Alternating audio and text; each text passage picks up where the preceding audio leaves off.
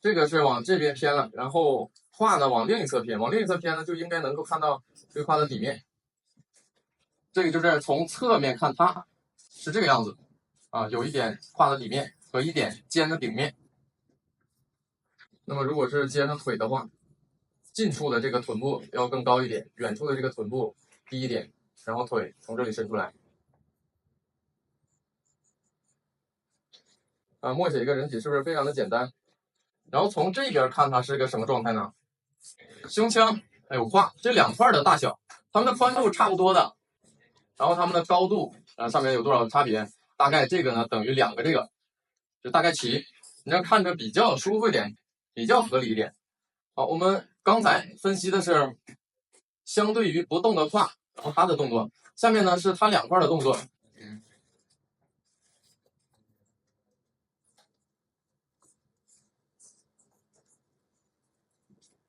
这个胯有一个侧屈的动作，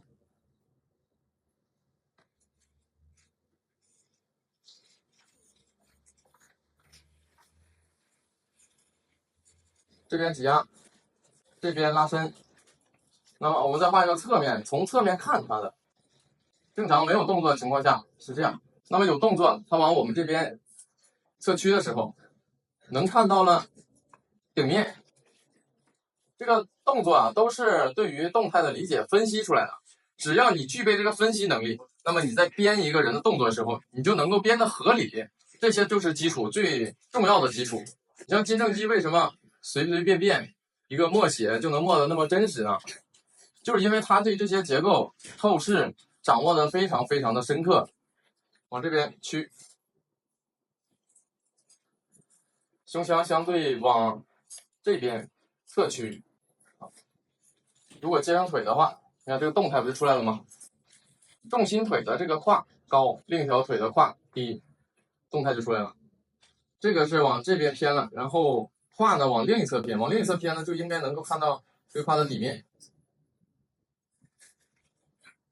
这个就是从侧面看它是这个样子啊，有一点胯的底面和一点尖的顶面。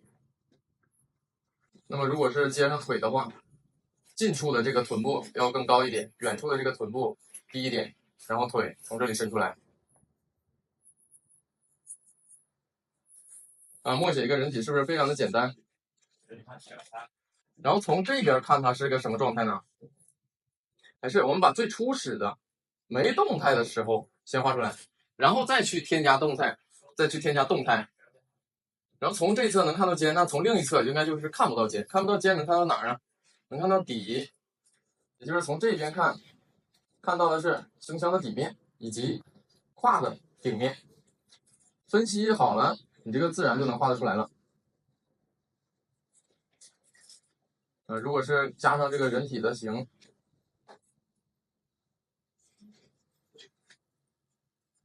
这一侧的胯高，这一侧的臀低，另一侧的臀高，这是背。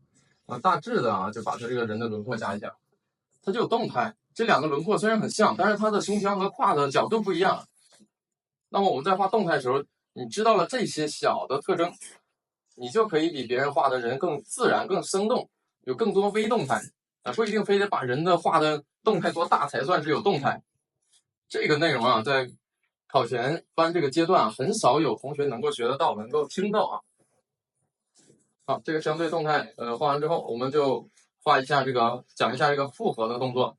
就是我们讲头的时候呢，也是这样的一个流程。基本的动态之后，它可以一下有2个动作，还是先从一个没动作的开始，这样的话更好理解它是怎么动的。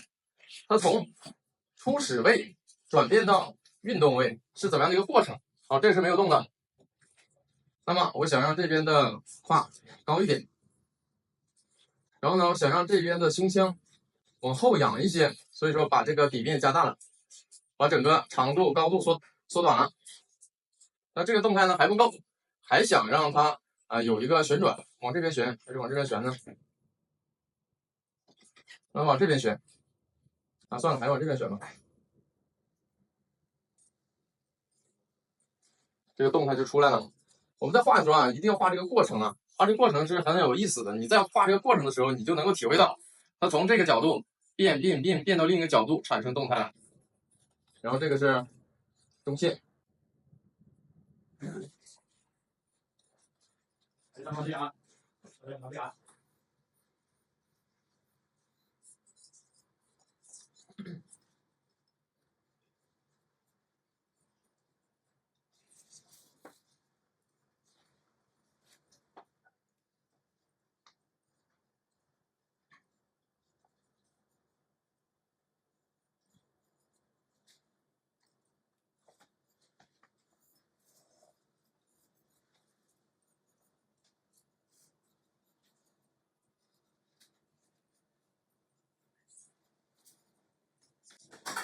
先把这个理解了，然后在这个基础之上，再逐渐的丰富它的自然形和结构，这个动态不就出来了吗？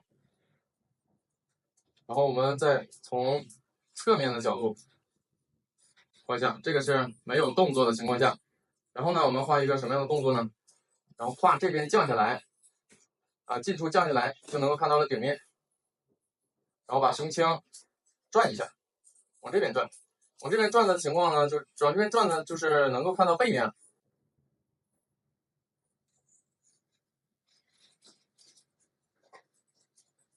这是肩，这是练色的肩。根据这个体块，大家能想象得到这个体块动态的人长啥样吗？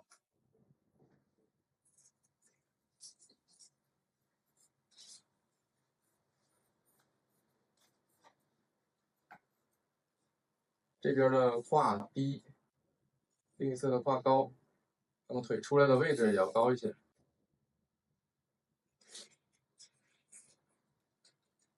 这是中线，这是肩胛骨。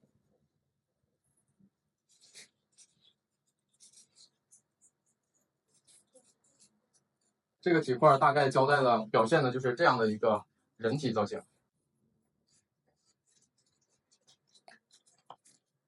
那么我们再随便的画一个方块，把这个方块当成是一个后仰的这个胸腔。那么胯呢，我把这个胯放在地上，这就形成了一个这个坐在地上的动作。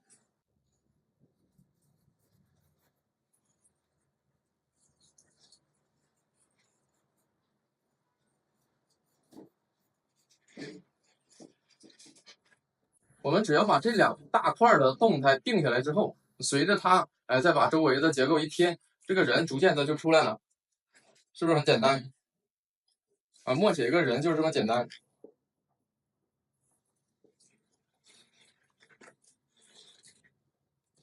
我们看这样的一个动作是什么样子啊？这个是一个什么动作？整个人往前倾，并不只仅限于胸腔。我们一开始说胸腔的活动，但是骨盆呢，它绝对不是固定的，骨盆和胸腔是相对在运动的。这是背。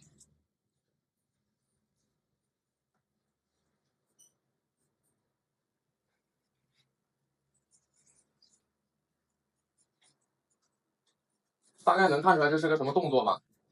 整个人在往前伸的时候，骨盆是跟着也前倾的，然后也能看得出来这是哪个角度吧？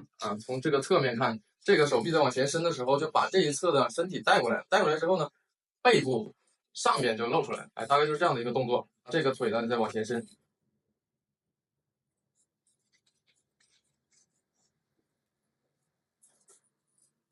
然后我们把这个头加上，头、胸、胯三大体块，三大体块构成的部分叫什么名字呢？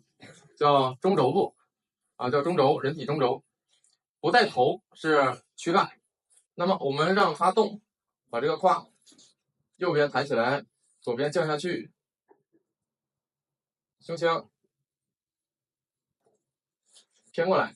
我们要在胸腔的基础上去找头，不要把头原地转。胸腔这个头是被胸腔的动作先带过来，然后在这个里边再去动，然后把头给它一个往下低的一个动作，并且呢带有一些这个旋转。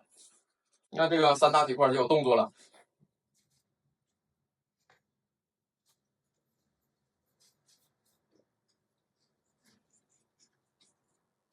啊，做出了一个无所谓的动作。